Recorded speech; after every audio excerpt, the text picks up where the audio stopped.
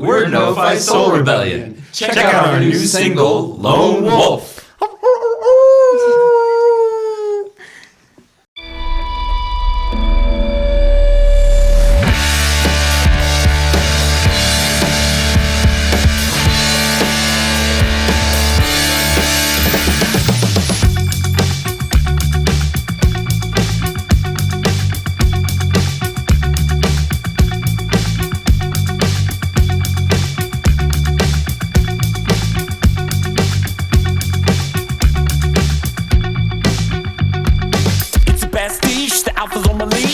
Numbers down and I'm all like sheesh. Personal freedom and inner peace all just seem beyond my reach. Piece of meat, show me how you bleed. Black and white and red, over twitching with the beat. Lead me further to the east. Teach me how to be that beast.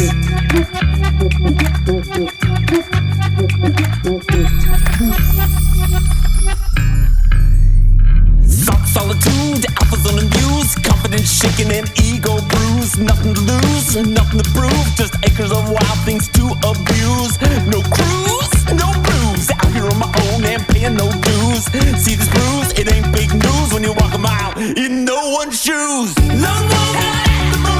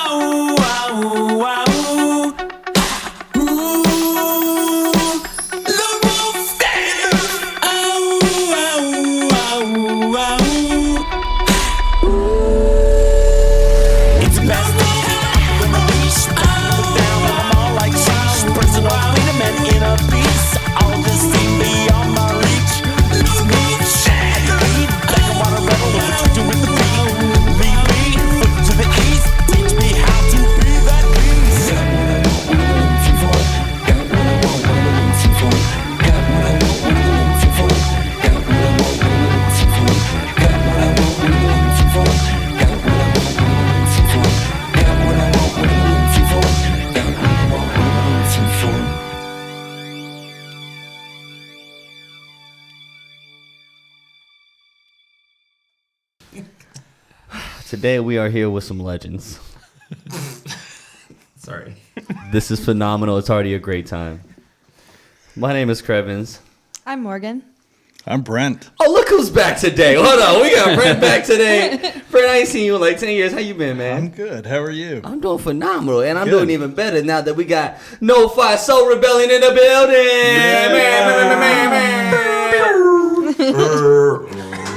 How y'all doing today? Awkward? Yeah. Why not?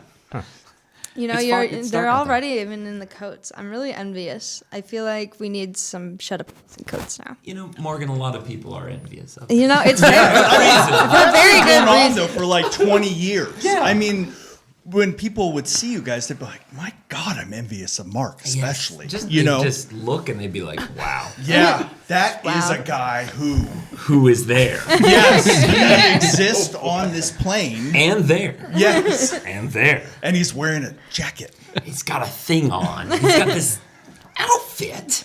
Yeah, that's what people And would now say. there's four Who have outfits. outfits Yes. too? Yes. If Aaron hadn't had to come straight from work, he'd have a matching one too. Yeah. But I kind of like this one.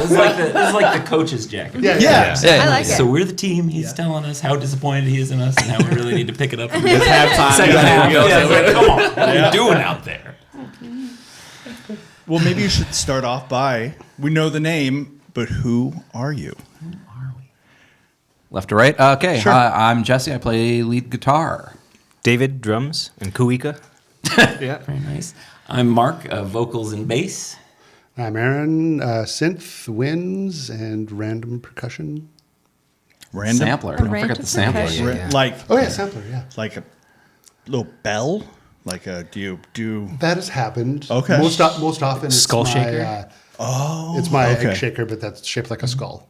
Oh. Because that's cooler. Yeah, Yes. That's, You know what that's kind of tough. band has that? Somebody who has their own jacket. Yeah. That's, you In definitely. fact, no, I'm going to do it during this entire interview. right here. Keep a nice, they keep a nice tempo, you know. Keeps the pace. Yeah. Well, how are you guys doing? I'm going to probably just kind of pull the lead on some of this since I've known especially I'm Mark. cool. I was going to for- ask how long you've known him. I saw the original version of No-Fi, not the original, but the original version of No-Fi in what, 02 or maybe 03? No. Yeah, No, it was okay. before you had moved to Bellingham. So that would probably be 2003. So Yeah. 03. Yeah. Okay. So 2003, was that at Boundary Bay? No, it was at the factory. The factory? I think Yeah. we'd moved here by the time we were playing at the factory. It was then. just. I don't Don't believe think so? so. Yeah, and it wasn't a boundary, and it was, but it was like you were just about to move here, or I should you know. really have written all this stuff down. I have no idea. That's It's one of the big regrets well, over I don't 20 know if you years know, is there's not actually a keeping a record. magazine that existed at that time. If there were only some We sort are of something. publication. And there's, I note. think it might have been written in that magazine when after I saw you play and was like, oh my God, this is the best band ever. Wow. So that was covered in NME? Yeah, I think so. Yes, yeah. Cream, I pretty much. believe. Yeah, out of Bellingham. Out of Bellingham. Yeah. Belling Correspondent. Cream, Yeah. I think is what it was called. Wow. We're sure this is a very G-rated, and we're trying to be Yeah. cool here. Oh, yeah. No. Yeah, you're a teacher, for God's sake. It's EEM. It's Okay. not Yeah. gross. Okay. It's We're talking about the cream. British music magazine. Yeah. I don't know what you're Okay, talking good. about. We're on the same page. Grow up, kids. I say that a lot every day. So, Because you're a teacher. so back then you had moved to Bellingham. That's going to be 20 years ago in April. 2004 is when I moved to Bellingham. Okay. And Did you move here for It the was- really cool people? because I had grown up in college towns. So I lived in Fairbanks, Alaska, UAF. There we It's a go. college town there, about the same size as Bellingham in terms of like population and stuff. And then I went to college in a college town. Missoula, Montana. Funnily enough. Very Went to cool. there. Yeah. And then from Missoula, lived there for a number of years, 7 years, started doing No-Fi out there. And then through just like a little bit of regional touring, found Bellingham. Was like, this is great. It's not Seattle. and it's not Portland. college town. So I was like, it's college town. This is like my size. I feel like I understand this. I get this. And so it felt like a comfortable place to move to. And the people were welcoming, actually very welcoming. The scene was very... Oh, people yeah. really And you brought enthusiastic to something have that us. was very interesting, you know. And that's something that if people are fans of you now, you might not know of how the setup of the band was at that time. Can you kind yeah. of go into that? What's that setup? So the setup, it was basically just He wants to know. Yeah. inquiring minds care to know. It originally started out, I just wanted to play the backing tracks of my songs. I'd written and recorded a bunch of songs, played in bands since I was like 14, and wanted to kind of play my own stuff, but couldn't really find the people to play it with. And so burnable CD technology was around that era. So that was sort of like your Napster era. So there was lots of just like CD-ROM burners and stuff. So I like mixed my music to just karaoke tracks essentially, and just put it on the back, and had an old bass guitar that I routed out poorly. It was more like chiseling out, and then put a Discman in it, and then we had it on a CD.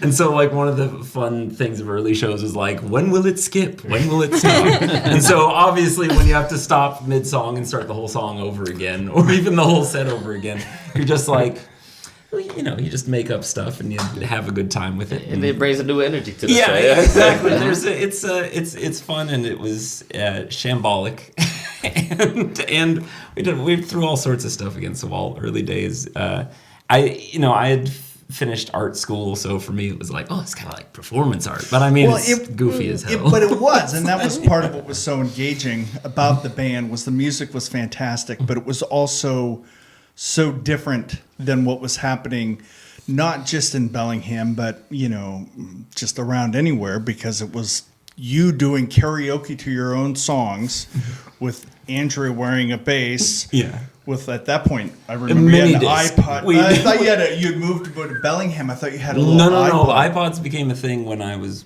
living in Bellingham. Okay, so it was so a that was mini disc around player initially, before, yeah, and that then- didn't Pause, skip as wait, much. Right. Wait, hold on. What? Yeah. So it was so. This band predates the iPod. Exactly. We're a pre-iPod band, which is shocking to Yeah, say, yeah. actually, But, now that you think about I mean, to be fair, I it. think iPods were around. Well, No. Yeah, but 'cause they weren't as ubiquitous. Exactly. Yeah, they were like a luxury item. Like I They remember were. someone Yeah, it was. at Yeah. Boundary Bay in the kitchen bringing their iPod for the first time. I was like, "You'd bring that in here in the kitchen? Why not just bring what a CD wall? Are you made of money? What is happening? Yeah, you take that outside of the parlor of I've never. Those things are expensive. Yeah. For real, though. So then, We'll be right back after these messages. We'd like to give a special thanks to Lost Giant Cider Company, always providing us with our cider beverages and the best of the cider beverages. Visit Lost Giant's tap room in the heart of Bellingham at 1200 Meter Avenue in the Haskell Business Center. It's just down the street from Lakeway Fred Meyer. Menace Brewing, located in the Fountain District, is where flavor is unleashed. It serves as a local hub of craft beer and community. Recognized as the neighborhood's premier soccer hangout, you know I love me some soccer, Menace Brewing isn't just a brewery, it's the go-to spot for sports action and local engagement. Visitors can catch the game, connect with fellow fans, and immerse themselves in the heart of the spirited community. Menace Brewing invites everyone to join them, where every visit feels like coming home. Experience Menace Brewing in Bellingham today. And welcome back. I think we didn't get an iPod until we got like 2006 or 2007 maybe. sure, we went sure. on the mini disc for many years actually, Wow. longer than we did the jog-proof CD player.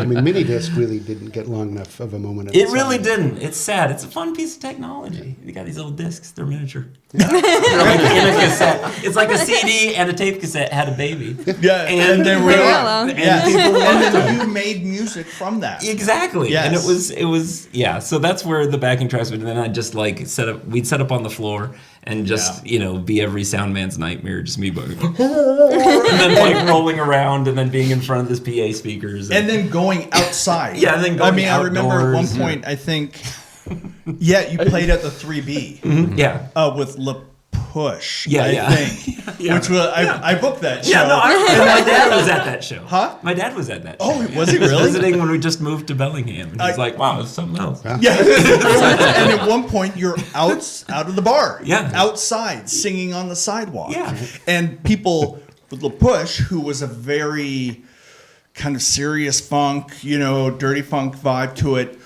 were like, what in the bleep is going on right now? Just totally confused. But then there were some people who were like, oh my God, this is amazing. Because there was an element of performance art to it, while also having just incredibly cool music. Performers thoroughly enjoying themselves. Oh so my that God. makes everybody else enjoy themselves. And it was fun, and everybody would dance, and it would be wild That's and awesome. crazy. Did we get people to do When the stuff? push comes to the shove. Yes. Got him. Nailed it. Oh, yeah, and he always wore a green jersey. Yeah. A basketball jersey. And then like a tie, shirt yeah. and tie, and then Yes. glasses. So it's Yes. like my whole reasoning behind that, because everything is symbolic and still is with me. I guess the whole art school thing is the I was like proudly wearing my failures.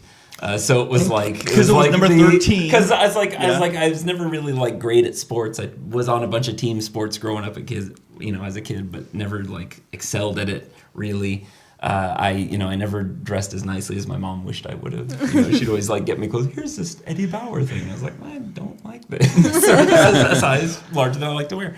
And then the glasses were because no one hits a guy with glasses. So like, maybe I won't get punched in the face. And I've never been punched in the face. That's It's great. Which is That's my impressive claim to- considering the amount How of up in people's faces you used Yes. to get. Oh, wait, Yes. I used to, the thing was to like get inside some other dude's shirt, just be like crawl up into it, and then like put my arm out the arm, and then like if he had a big enough shirt, put my head out it, and then just be like, I can't overstate how amazing it was. It was just so wild. I'm amazed I don't have hepatitis. It's really, I mean, the amount of like rolling on floors and being right on people and Licking faces. But it licking wasn't- faces. Licking faces. I never licked faces. Pizza.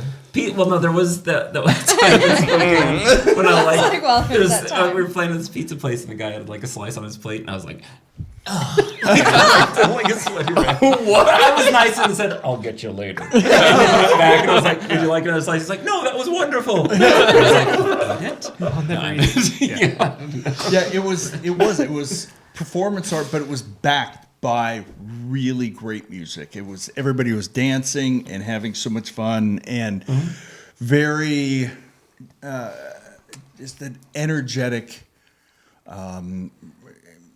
It was preposterous set and it was beautiful. It was great. Yeah, it was That's provocative. It was really. Yeah. It was enough people going. nervous energy to make me really go. Oh, just Right. really push the nervous energy Yeah. to the limit, and then see how many people I could take with me. So it was sort that's of like dope. a That's yeah. dope, So yeah. it was a interesting way to perform. Maybe not the most sustainable way to perform. No. No. So with This feels a little more sustainable. It's- Yeah, that's what I'm saying. So how is it now? Like, so how did this happen? how long so we can catch up to where we are now. How long was that version going on? And then with that, why did you stop it and then restart as a 4-piece? For the first Mark 1, I guess, was from 2001 to 2012.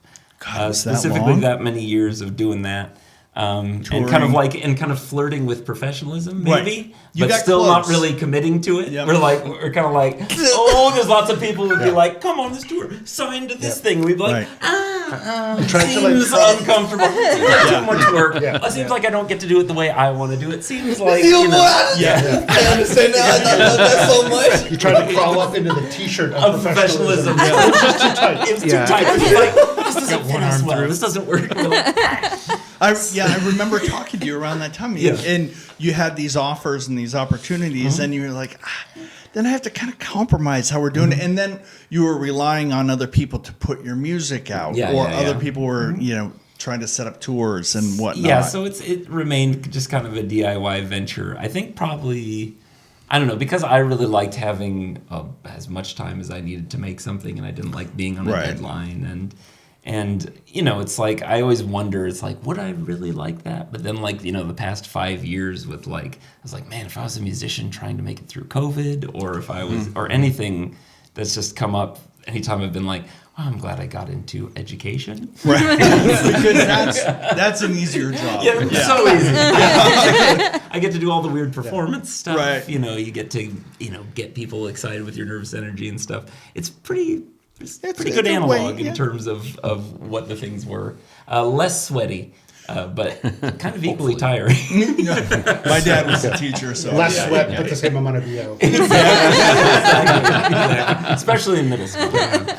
So you shut it down in 2012. And well, in 2012, I got my first teaching job. So in 2010, I went up to Western Washington University Woodring College of Education. They're very good. Yeah. Yes. That's right. And so, at least that's what they told me. No, I think it's very good. But I got my first teaching job, which was down in Marysville. And so I was commuting from Ferndale to Marysville for 3 years. right. And so I didn't really have much of it was mostly just like professional life. It just like driving back and forth and kind of like, kind of falling out of touch with the scene and not really, making time for music or anything anymore. And it was Yeah, kinda that car like, drive let you enjoy everything, though. I mean, it really Yeah, did. When the bridge went out, that was very exciting. Oh, yeah? We get to take a about lot that. of. But I mean, it's yeah. a beautiful stretch between Ferndale and Every day, though. every day, 5 days a week. It was. Whew. I mean, thankfully summer's off, which is Right. the awesome thing about education. Or one of the awesome things about education. But yeah, so after that, stay out a number of years. Met these two through another colleague of mine who I work with, Trissa Koulos, who at Whatcom Middle School who she was looking for a Clash cover band because they wanted to do the makeshift cover show. I was like, I like the Clash. I love to play. I love those bass lines. It'd be fun to learn them. And so I was like, I'll do it, just on a whim. And so met these two, and then started learning all those Clash songs. And then after that, we became the Weirds. Yeah, we became the Weirds. And wrote a whole album's worth of material and started playing shows and stuff. It was great to have like collaborators again, and then just sort of through that, these guys have had real similar sort of like growing up making music in bands kind of experience. So we just kind of developed a really good sort of musical communication. And I think I was just kind of like, I'm kind of interested in revisiting No-Fi with a live band. Would you all be interested? And surprisingly, they said yes, despite their busy schedules, family lives. When was this? This was 2019. 2019 was the first. I think. Yeah. The first. And then I think because in January we had the first January show. 2020 was the first great timing. 4-piece show. We had a second show set up for April 2020. Yeah. Which That didn't happen actually. And so then originally you had this concept that it was going to be a rotating fourth member. Oh, yeah. We would have the songs down and we'd bring in a different person to make interesting noises at each show. And the first time we tried that, it was Aaron. Yeah. And it was just like, no, this is it. This is what we need. We gotta have this guy. Yeah. Hey, Aaron, body Yeah, exactly. And The rotating fourth chair never rotated. exactly. After that, yeah. Well, I mean, he could handle everything. Yeah. I do my best.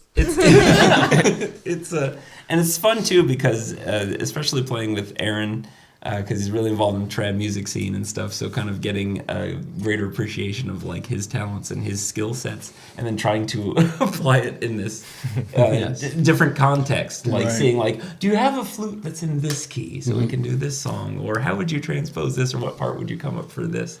We have yet to have a reason to unleash his bagpipe talents on a no-fi crowd. I keep being like, The reason is it's possible. Because they got bagpipes. that's what makes us so great is the restraint. Yeah. That's really Don't show all your cards. Thing we're known for. It's our restraint. Yes. I mean, that's like bagpipe jazz or Yeah. bagpipe zen. It's not the bagpipes you play. It's the bagpipes you don't play. Right. Yes.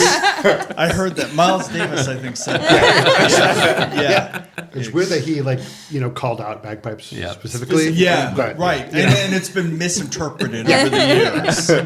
Yeah. So obviously then you're coming at it from a different creative angle. You'd had 8-10 years where you kind of had laid off that part of who you were, and then you came into it as a full band. How did that dynamic change the music itself? Well, I mean, the first thing that had to happen was just trying to dissect the songs. I was going to say, for us, there was very imagine much an the all-you-can-eat buffet kind of thing of like going back through these many albums and just picking the songs that we thought would work with guitar, bass, and drums, because not all of them do. They're dense songs. Yeah. I was putting Yeah. everything on top of everything. It was, Sometimes I'm trying to play a glockenspiel part on the guitar or something like that, This is a little more steel drum. Can you make the guitar sound like a Yeah. steel drum, Jesse? But so how long did it take for you to feel comfortable as an entity where that you had dissected the songs well enough, that you knew the songs well enough and could move forward and actually start creating on your it was own? pretty quick. We had the history of the weird, so like we had the communication. So you built up already already, had that kind of established and you were able to kind of move forward. And And we were able to throw 10 songs together from the back catalog pretty quick. Yeah. And then start working on some new stuff. I don't think they were the far out there ones too, right? Like there were some of the more popular that, Yeah. that translated a little easier to Right. a 4-piece. How did people take to it at the beginning? People who knew of the band from years back, and I mean old people basically. I think all those people who were teenagers are all now in their 30s and they're all at home with their kids. Because I'll get like one or two of them come up to me at a show and be like, I used to watch you when I was 15. I look at them, I was like, how old am I? People getting older out there, you look great. Yeah. I assume it's the kids that do that to you. How many have you gotten many my mom or dad saw you at the Pickford Dream Space? We're not quite there yet. But I think that's mostly because But it's funny. It's like I'll get. I've had a couple coworkers. Like a recent coworker at the school I teach at was like, we were like just sharing little bits about each other for like PD like group team building. So I was like, I like to make music, blah blah blah. And I was like, wait, you're Mark from No-Fi? I used to come see you when I was 15 at the Dream Space with all. I was like, and you're now my colleague. Yeah, and you're married with children and stuff like that. So speaking of the school part, how about the students? Do your students know that? Yep, some of them do. Some of them do. Do they care? I mean, you say I try to. Yeah, That's what yeah, that's the other good question. Yeah. Does anyone care? Not really. We did last year because we had the first talent show again at Whatcom after COVID, and we hadn't had talent shows. I mean, it used to be like a yearly tradition. And so I got together 2 other teachers to play Let's Pretend at the talent show.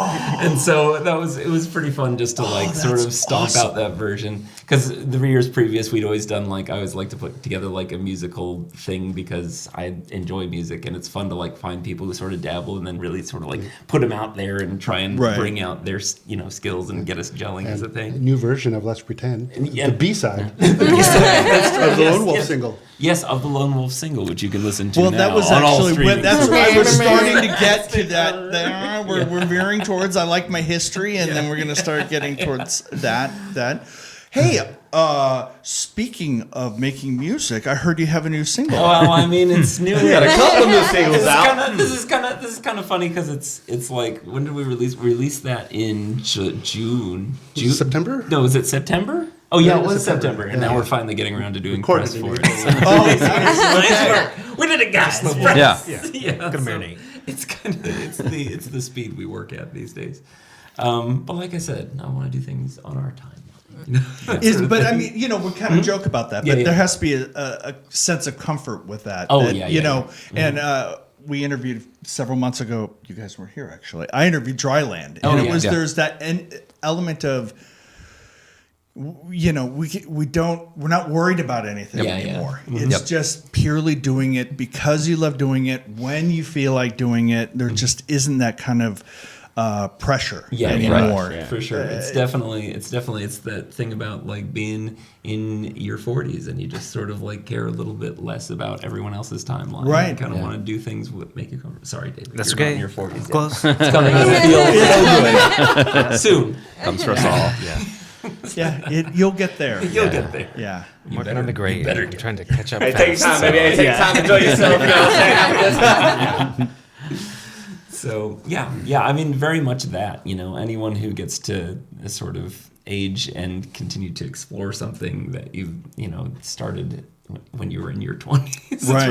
It's really kind of weird. But I mean, it's I feel extremely. I feel a lot of gratitude for this opportunity to kind of revisit this after so many years and so much care and thought and energy that I put into it. It's kind of fun to. It seems like it would be kind of more of a rewarding to be able to do it. Be able to go back to it, use the name, use the kind of concept, the identity, but do it as an adult. Yeah, to some extent. Mm-hmm. Yeah. I mean, I kind of like that. I keep feeling like we really need to start to really blur this line with sort of a Riggs of Dad type persona for us, just because it's we have things where we'll be at practice or even kind of in shows where we'll just jam something out a little bit, that's just maybe threw in this weird bluesy version of this, which was sort of we should be playing down Dad at, rock. dad rock. Yeah. So there's kind of dad rock vibes a little bit. And, but just kind of embracing that and having fun with that and thinking back to back when I was 14 and playing very seriously with my other 14-year-old friends in our basement. Yeah. And their dad would be like, I used to play this thing. Or have their dads doing some gigging with a bar band or something like that. And they just do it because they just love to do it. Yeah, and just because it's fun. Yeah, it's fun stuff. The pressure isn't there anymore. Yeah, definitely isn't. Well, with this new,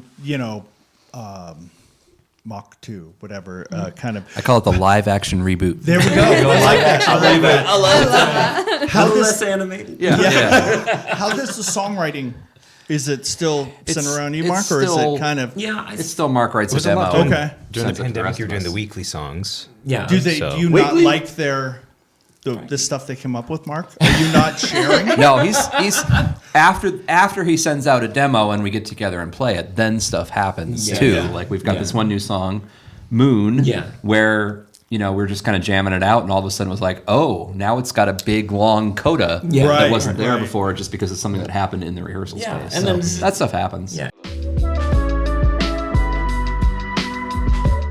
You know that one record you're trying to find on vinyl from your favorite artist, you just can't find it.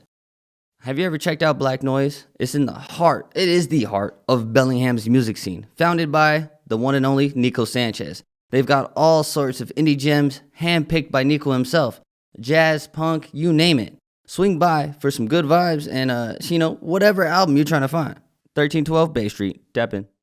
Binary Recording Studio is a versatile space designed to cater to all music genres. And when I say all, I mean all. If you're into jazz, rock, hip-hop, or anything in between, Binary is equipped to bring your music to life. With the expert engineering and the best setup, my boy Bob, he can capture the essence of whatever you are wanting to create and bring it, just to reality. From there, book your session today, unleash your creativity at Binary Recording Studio. But for real, my boy Bob, he will not disappoint. And welcome back. Everybody, I mean, it's like I kind of had a thing where I was trying to just get back into songwriting with No-Fi when we started this, and so I was like, I'm going to try and write and record a song a week kind of thing, and just like go at a clip, and they were not all great. But they're not meant to. But there were some You keepers. know. There were 3 or 4 It's more keepers. just the practice, The exercise of, of- the yeah, exercise yeah. of just kind of getting familiar with it again and kind of finding my voice again, or what I was inspired by. Do you or- feel like you found your voice again? I mean, Just from a personal standpoint. kind of. I don't know. I feel like I'm still very all over the place. My taste has always been wildly all over the place. But isn't I that don't your make voice? playlists for Yeah. anyone because they're too. It's like we're over here. We're doing this now. Now we're doing this. And a lot of the stuff I kind of really enjoy listening to might be considered challenging by a lot of people listening to it. So there's still, but I think that's always kind of what I've done with No-Fi anyway. Was just Right. like explore what I'm interested in. But would you say you got your groove back? Yes, Kind of like Stella. yes, I Yeah. did. Yeah. Found my groove again. I'm back. So what's next for y'all? I was like, yeah, is there What anything is coming? next? Is there? Is there a next? There's nothing imminent. Nothing imminent. imminent. What's the next thing? Well, hey, New single. I mean, probably whenever Well, this scratch episode the- does- Yeah, I knew it. What's the next Shut single? Listen drops is probably the next thing. We've got a couple new songs that are going to get recorded. Yeah. We're thinking probably an EP next because we have like some material. There's the hyperpop remix. There is a hyperpop remix of Lone Wolf. Seriously. Yeah. Made by Shout a out former Emery. student. Yep. Emery. Very exciting. Really? Which Yes, has been high that's school been- kid. that is Yeah. fantastic. Yeah, it's so cool. That's been so fun. Is like kind of like students of mine who've moved on to high school and are now like out doing their own arts or music thing, kind of like encountering me in this context and stuff, and getting to kind of like share my experience with them. I'm really excited. I recently produced or engineered and recorded the Slow Fall single, which just came out. The Kickstart and Peas are the 2 songs that they did. Nice. And they're really happy with it, so they asked me to record the full length for them and stuff, which I'm that's just cool. kind of. I said I'd do Right it. on. First one I just did for free because I was like, I want to help you out, and I like doing audio engineering. Now that you stuff. are. But you need to go I said I'd work for minimum wage, and then it's like I wouldn't like. That just I'd went up. Take stuff. In that case, woohoo! But yeah, so being able cool. to kind of like, and then like meeting, encountering Emery again and learning that he has this like interest in like remix and DJing and stuff. And Yeah, being and having one- him remix our singles. That's dope. That's awesome. Which is really, it's wild. Is there a sounding. chance It's that we really, can really- hear this? Yeah. At some point, yeah, when we Yeah. get that EP. No. No, We they love can- the- We we love can the give- people. We hear it. I thought we could give him a little taste. For Yeah. sure, I can send you the link for sure. We love the people. I love y'all, but I'm trying to hear this. So is there any shows that are coming up that people can see? I mean, no. Or do they just kinda Aren't have there? at the we We need to change this. We had a big kind of year last year. I felt like Yeah, It's yeah, been we a got little. kinda leading Well, up also to you the- and I both are just You just started master's. I just started a degrees, master's so it was kind of program. like Okay. And just Had to kind wait of and see. finishing his up. Yeah. I mean, I think we can. I think we could we could find book time. some shows. Yeah. though. But We hold could on, book some talk about shows. We'll book some shows. shows. Yeah. The promo y'all did for Bellingham Exit for the Forbidden Knowledge first. Oh yeah. Forbidden Fruit, and then That was. We can thank Tyson Ballou from Cat Positive for that because he was. I was asking him one time at a show. I was like, Tyson, what do people do to promote shows anymore? Because I tried making. I've been like making hours making posters and stuff. Yep. And then Yep. he was like, oh, you just make vertical format, phone format videos. 10 so it's second like, so I videos. can just make dumb videos about whatever. And he's like, That's yeah. that's So we were good. like, I was like, yes, this takes so much less time. Yeah. but then we double back on it because the next video was what Yeah. the good and bad news. Yeah. I know. Which might be on the EP. I don't know. I just made that up for that, but I was like, I kind of like that. Well, It's it's locked true. in. You said it on the podcast. That's how I'm supposed to write that song. Yeah. Okay. You guys love have that. any final words? Any words of wisdom, Mark? Any of you guys? Let's go down the line. of Yeah, words of like wisdom. actual. Imagine a student, a 15-year-old. Shit, I'm just gonna shut up at this point now. The words Jesse, of advice. give us your Sage- words of wisdom, sage wisdom. Say from Bandad advice. Jeez. Yeah. I read a quote recently that really stuck with me. That in local music, 5 years is a generation. Oh yeah. Fuck. So I know that. Yeah. So 5 years go by, it's a whole different set of people It out in is. the club. That is. Yeah. Jesse, I know. And, yeah. and so I know that one. Wow. Yeah. You know, it's a Yeah. whole different thing. so this band is really, kind of 2 generations removed from when you were talking about like, do the people that used to come and see this Right. band, they don't. A lot of them Yeah, they don't. Yeah. because they're out doing other things. fine. But another great quote I like from Andrew WK is, "You don't get old because you don't stop partying because you get old. You get old because you stop partying." Wow. Yeah. You know, he Say played less, we're gonna Bellingham. party right after this, baby. He played campus. Oh my gosh.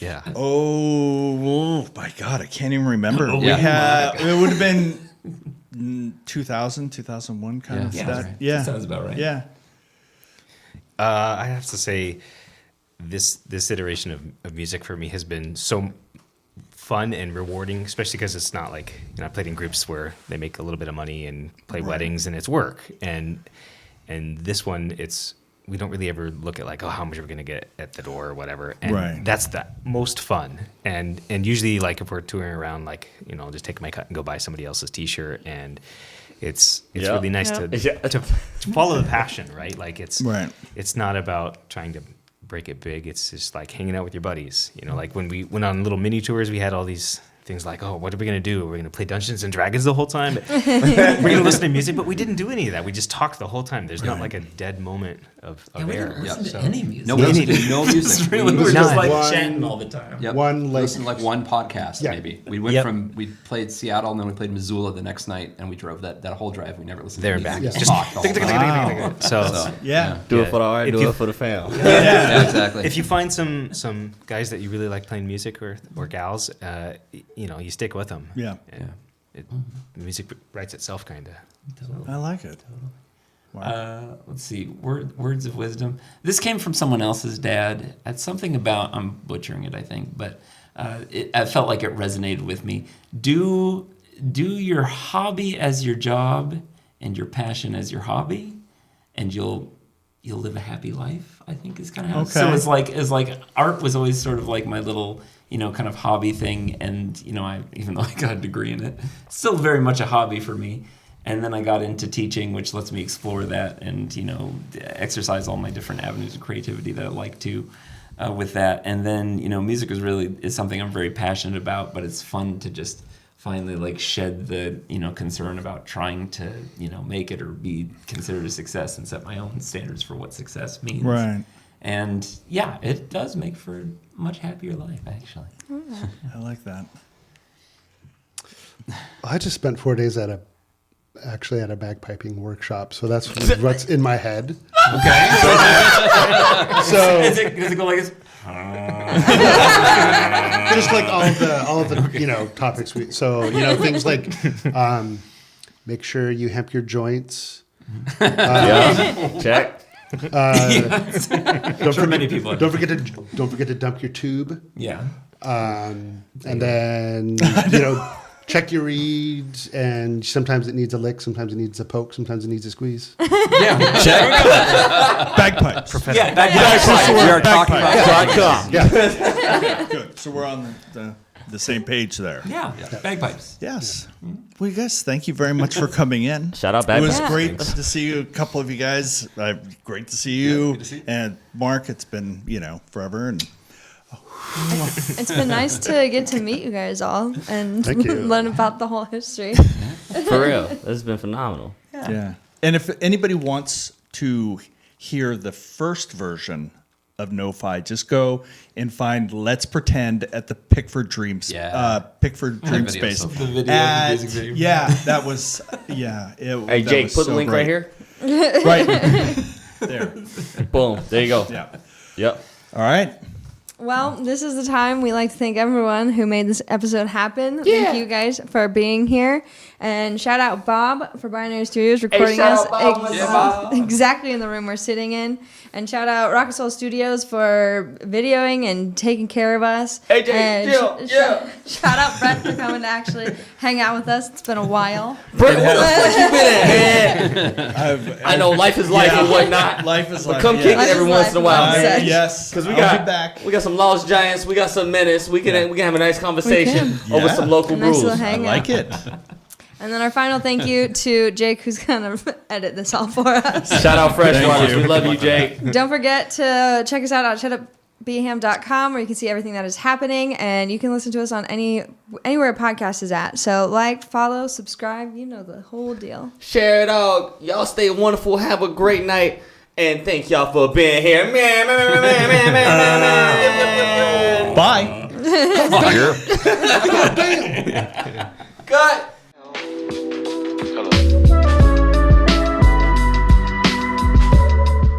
Thank you for watching our episode of Shut Up and Listen. Thanks again for tuning in to Shut Up and Listen. For more captivating content, including videos, articles, and everything music related, visit our website at shutupbeham.com. Don't forget to hit the subscribe button wherever you get your podcast, and join the conversation by following us at Shut Up and Listen Beham on Instagram, YouTube, Facebook, and Twitter. Shut Up and Listen is proudly produced by Rocket Soul and Binary Recording Studio. Stay tuned for more fantastic episodes.